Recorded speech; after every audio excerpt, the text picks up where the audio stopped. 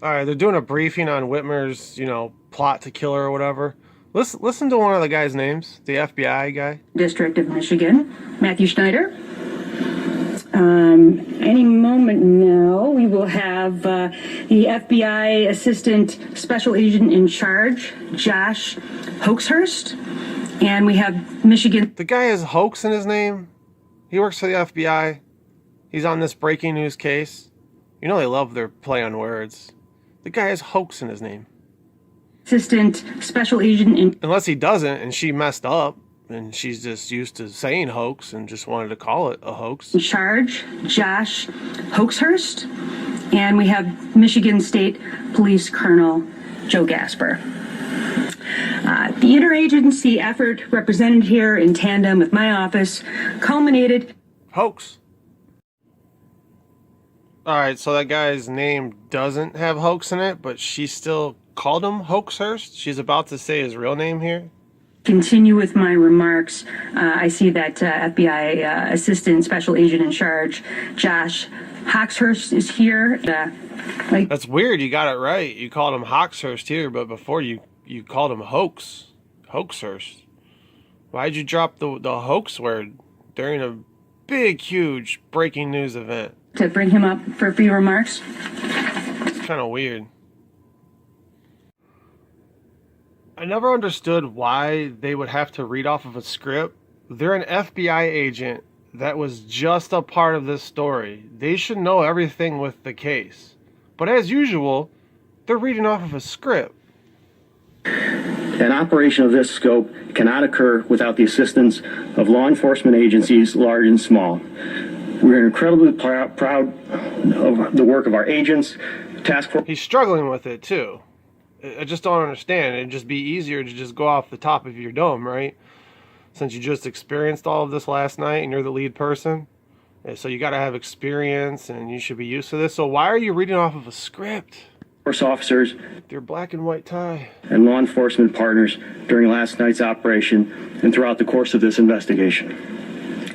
We rely on the public's assistance to help keep us safe. If you see suspected criminal activity and want to report to the FBI, please call 1-800-CALL-FBI or submit tips online at tips.fbi.gov. Thank you. Yeah, you butchered that one, bud.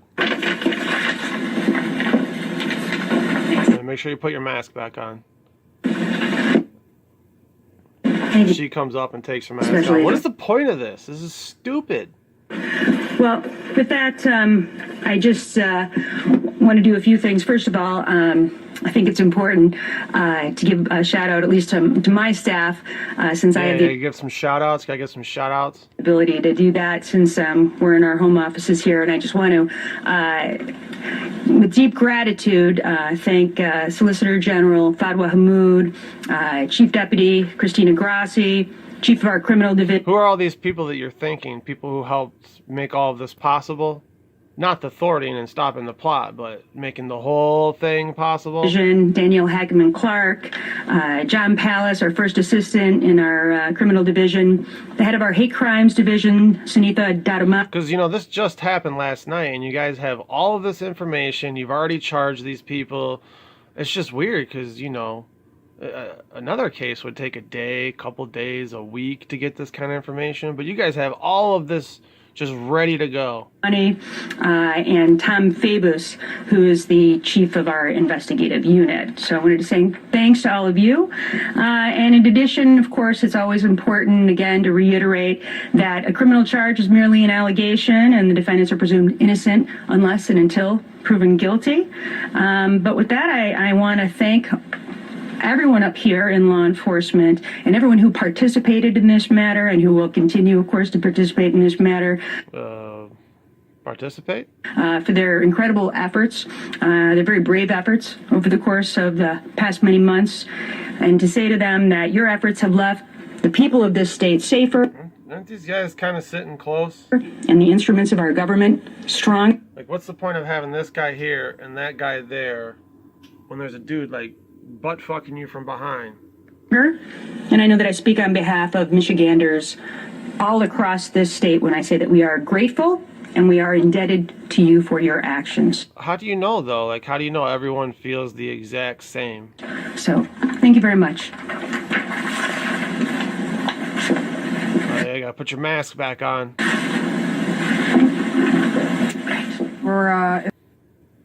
Listen to the key word here. And it appeared to attack the state capitol building and to incite a civil war. So that's what we just learned from law enforcement officials at the federal level and the state level. I want to bring Shimon Prokupecz back. He is covering this, as well as Andrew McCabe. What a fake bullshit story. Who is a CNN senior law enforcement analyst. He's the former deputy director at the FBI. And like, does it make sense now? Like, why she's governor? Like, why she's in that role? How she got so much attention? She was always on TV.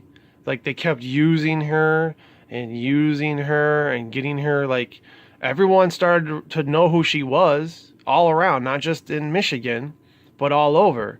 You know, Biden was thinking about picking her for his VP.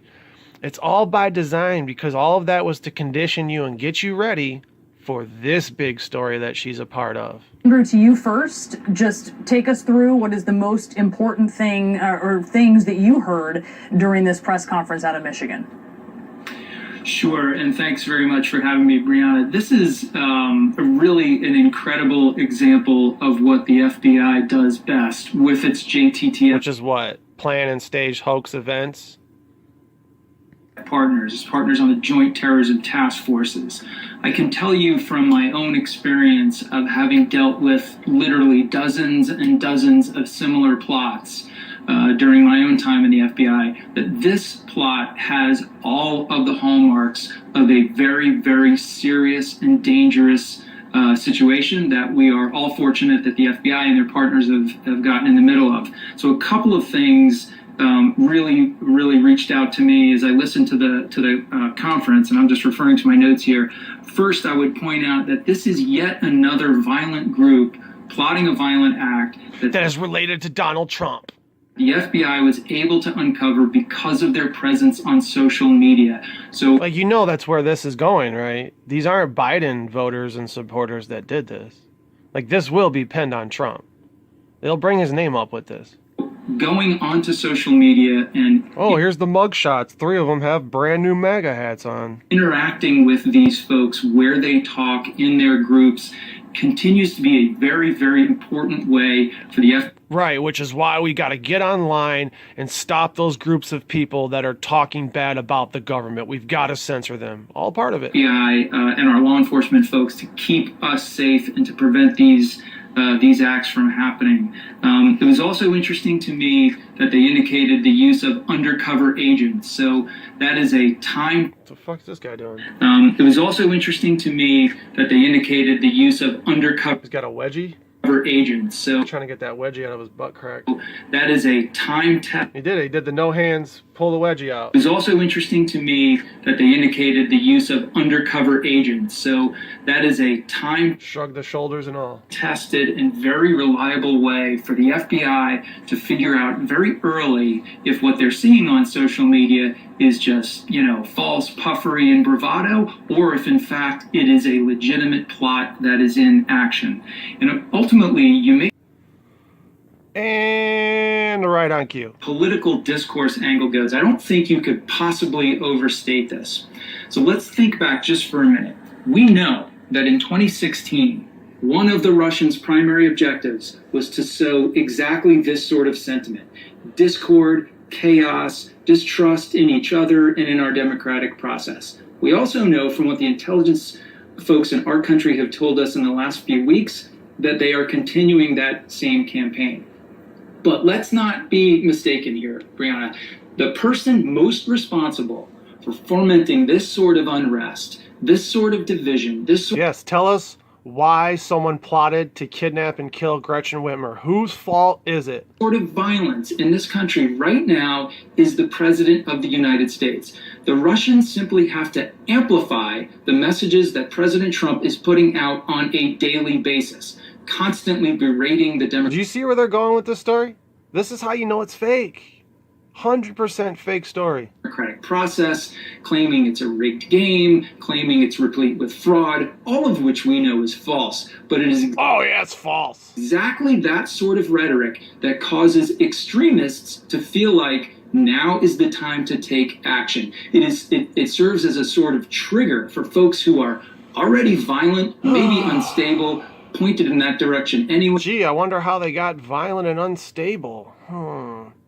Maybe a lockdown, being forced to watch television? That encouragement from someone like the President of the United States cannot possibly be overstated. It is I told you they'd lump Trump into this. dangerous, and we now see that happening on the streets of Michigan. Shut We up. have seen some individuals hear what the president has to say, interpret it as a call to action. Some of them are No, that's how you interpret it, and then that's what you put on your broadcast.